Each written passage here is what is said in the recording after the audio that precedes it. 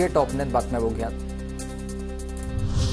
देवेंद्र फडणवीसांनी सरसंघचालक मोहन भागवत यांची घेतली भेट। फडणवीसांनी मोहन भागवत यांच्यामध्ये जवळपास 15 मिनिटे चर्चा झाली।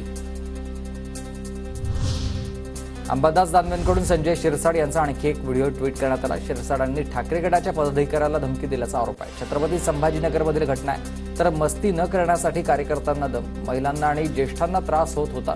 व्हिडिओबाबत शिरसाट यांचं स्पष्टीकरण। बारामतीच्या मतदान केंद्राबाहेर गोंधळ घड्याळाच्या कार्यकर्त्यांकडून मतदारांना दमदाटी केली जाते, शर्मिला पवारांचा आरोप आहे। तर शर्मिला पवारांच्या आरोपांनंतर अजित पवारांकडून मतदान केंद्राची पाहणी। शर्मिला पवारांचे आरोप धादांत खोटे आहेत, मला माझ्या कार्यकर्त्यांवर विश्वास आहे, अजित पवारांचं वक्तव्य।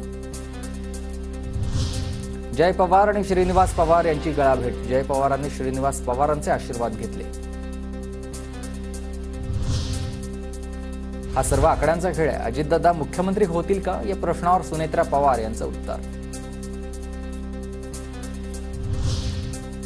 राज ठाकरेंच्या नावानं वरळीत शिंदे गटाला पाठिंबा दिल्याचं बनावट पत्र व्हायरल। संदीप देशपांडेंच्या तक्रारीनंतर वरळी पोलिसात गुन्हा दाखल। वरळीत शिंदे गटाला कोणताही पाठिंबा दिलेला नाही, सर्वांनीच मतदान करावं, सहकुटुंब मतदानाचा हक्क बजावल्यानंतर राज ठाकरेंचं वक्तव्य।